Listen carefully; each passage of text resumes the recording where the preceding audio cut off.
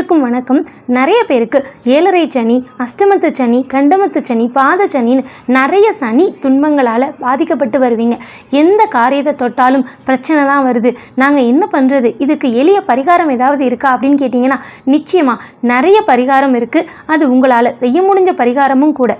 சரி, முதல் சனி பகவான்னா யாருன்னு பார்க்கலாம். சனி பகவான் அப்படின்றவர் ஈசனால் நீதியை நிலைநாட்ட நியமிக்கப்பட்ட ஒரு நீதி அரசர். நாம் செய்கிற பாவ புண்ணிய செயலுக்கு ஏற்றவாறு அவர் நமக்கு பலனை அள்ளி தருவார். நல்லது செஞ்சுருந்தீங்கன்னா நிச்சயமாக நல்லது கிடைக்கும், கெட்டது செஞ்சுருந்தீங்கன்னா சொல்லவே வேண்டாம், அவருக்கே தெரியும்.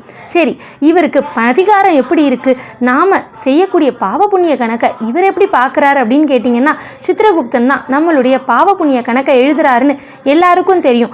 அந்த கணக்குகளை அவர் எழுத மறந்தாலும், அந்த கணக்குகளை அவர் ஒப்படைக்க மறந்தாலும் அந்த கணக்கு எல்லாம் இவர்கிட்ட ஆட்டோமேட்டிக்காக போகும். நாம் செய்யக்கூடிய பாவ புண்ணியத்தின் கணக்கின்படி அதற்கான ராசி வரும்போது அவங்க செஞ்ச நல்லது கெட்டதுக்கு ஏற்ப சளைக்காமல் பலனை அள்ளி தருபவர் தான் இந்த சனி பகவான். சரி, இவரை எப்படி வழிபட்டா நமக்கு இந்த பிரச்சனைகள் தீரும், இவரை வழிபடுறதுக்கு ஏதாவது பிரத்யேக வழி இருக்கா அப்படின்னு கேட்டிங்கன்னா நிறைய இருக்குது. சனி பகவானை பார்த்து பயப்பட வேண்டாம். எல்லாருமே ஐயோ சனி ஆதிக்கம் வந்துருச்சு, இப்போ நல்ல நேரம் கிடையாது, எதுவும் நல்ல காரியம் செய்யாத அப்படின்னு சொல்லுவாங்க. நிச்சயமாக கிடையாது. நீங்கள் பயப்படாதீங்க.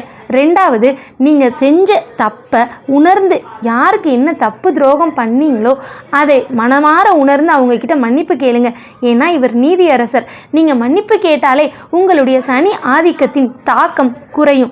அடுத்து என்ன பண்ணுங்க, சனிக்கிழமை பக்கத்தில் இருக்க கோவிலுக்கு போய் சனி பகவானுக்கு எல் தீபம் ஏற்றுங்க. அதுக்கப்புறம் எண்ணெய் குளியல் சனிக்கிழமை காலையில் 6 to 7 சனி ஓரைன்னு சொல்லப்படுது. அந்த நேரத்தில் நல்லெண்ணெய் தேய்ச்சி தலையிலிருந்து குளிங்க. அது முடியாது, எனக்கு உடம்பு சரியில்லை, நாங்கள் பெரியவங்க, நாங்கள் குளிர் பிரதேசத்தில் இருக்கிறோம் அப்படின்னு சொல்கிறவங்க கொஞ்சோண்டு 1 ஸ்பூன் நல்லெண்ணெயை எடுத்துட்டு மாடிக்கு போங்க. அதாவது வெட்ட வெளிச்சமாக இருக்கிற இடத்துக்கு போய் கிழக்கு நோக்கி நின்றுக்கிட்டு கொஞ்சோண்டு ஒரே 1 ஸ்பூன் போதும், அந்த எண்ணெயை எடுத்து கொஞ்சோண்டு உச்சந்தலையில் தேய்ச்சிக்கோங்க. மிச்சம் இருக்கிற எண்ணெயை கை காலில் தேய்ச்சிக்கோங்க. இதுவும் ஒரு பரிகாரம். அப்புறம் என்ன பண்ணலான்னா காக்கைக்கு சாதம் வைக்கலாம். காக்கை நம்மளோட முன்னோர்னு சொல்லப்படுது, அதே நேரத்தில் சனி பகவானுடைய வாகனம்னு சொல்லப்படுது. அதனால காக்கைக்கு சாதம் வைக்கிறது இந்த 2 பேருடைய ஆசீர்வாதத்தையும் நமக்கு பெற்றுத்தரும். சாதத்தை எடுத்துக்கோங்க. சுடுசோறாக இருந்தால் நல்லது, பழைய சோறு வைக்காதீங்க. சுடுசோத்தில் எள்ளு கலந்துக்கோங்க, நல்லெண்ணெய் கலந்து டெய்லி காலையில் காக்காக்கு வச்சுருங்க. பசு பக்கத்தில் இருந்தது அப்படின்னா அகத்திக்கீரை பழங்கள்லாம் வாங்கி கொடுங்க. வேறு என்ன செய்யலான்னா, சிலருக்கு தான தர்மம் பண்ணுற பழக்கம் இருக்கும். முடியாதவங்க, இல்லாதவங்க, ஏழை குழந்தைகளுக்கு படிப்புக்கு செலவுக்கு துணிமணி ஏதாவது வாங்கி கொடுப்பாங்க. அந்த மாதிரி நீங்களும் செய்யலாம். வீட்டில் இருக்கிற பெரியவங்களுக்கும் மரியாதை கொடுக்க ஆரம்பிக்கணும். அதுவும் நம்மளுடைய பாவ கணக்கில் ஏறும், நம்ம அவங்கள கஷ்டப்படுத்தணும்னா. சரி, இப்போ இதோட ஆதிக்கம் குறைய நாம் என்ன செய்யணும் அப்படின்னு கேட்டிங்கன்னா, திசை நடக்கிறவங்க ஆஞ்சநேயரையும் விநாயகரையும் கால்களை கட்டியாக பிடிச்சிக்கோங்க. அவங்க 2 பேருக்கு தான் சனி பகவானுடைய ஆதிக்கம் ரொம்ப கம்மியாக இருந்தது. அதே நேரத்தில் எங்களை வணங்கக்கூடிய பக்தர்களை நீங்கள் அந்தளவுக்கு துன்பப்படுத்தக்கூடாதுன்னு அவங்க 2 பேரும் வேண்டி வரமாக வாங்கியிருக்காங்க. அதனால் ஆஞ்சநேயரையும் விநாயகர் வழிபாடு சனிக்கிழமைகளில் நீங்கள் பண்ணுறது உங்களுடைய சனி ஆதிக்கத்தை குறைக்கும். ஆஞ்சநேயரை எப்படி வழிபாடு பண்ணலாம் அப்படின்னா, வெத்தலை வாங்கிக்கோங்க. வீட்லேயே நீங்கள் மாலையாக கட்ட தெரிஞ்சவங்க கட்டிக்கோங்க. இல்லை கோவில் வாசலில், ஆஞ்சநேயர் கோவில் வாசலில் இருக்கும், அதை நீங்கள் வாங்கி ஆஞ்சநேயருக்கு உங்கள் பிரார்த்தனையை சொல்லி எங்களை சங்கடங்கள்ல இருந்து காப்பாற்று அப்படின்னு சொல்லி அந்த மாலையை சாற்றலாம். விநாயகருக்கும் அதே மாதிரி தான், எங்களுடைய பிரச்சனையெல்லாம் செதறி போயிடணும் அப்படின்னு சனிக்கிழமை ஒரு சதுர தேங்காய் உடைக்கலாம். இந்த மாதிரி பண்ணும்போது உங்களுடைய சனி திசையின் ஆதிக்கம் உங்களை பாதிக்காமல் காப்பாற்றும். மேலும் பக்கத்தில் இருக்கிற சின்ன குழந்தைங்களுக்கு நீங்கள் லட்டு வாங்கி கொடுக்கலாம். நீங்கள் எந்த அளவுக்கு இனிப்பை பகிர்றீங்களோ அந்த அளவுக்கு உங்களுடைய வாழ்க்கையும் இனிப்பாக அமையும். அதனால் இதை மறந்துடாதீங்க. முடிஞ்சவங்க சனிக்கிழமை சிவன் கோவிலில் போய் நவகிரகங்களுக்கு எல் தீபம் இட்டு வழிபடுங்க. ஏன்னா சனி பகவான் சிவனால் நிலைநாட்ட நீதியை உருவாக்க நியமிக்கப்பட்ட நீதி அரசர்.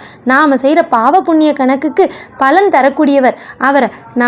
அவருடைய ஆதிக்கத்திலிருந்து பாதிப்பிலிருந்து தப்பிக்கணும்னா சிவனை கும்பிடுறதும் மிகச்சிறந்த வழி.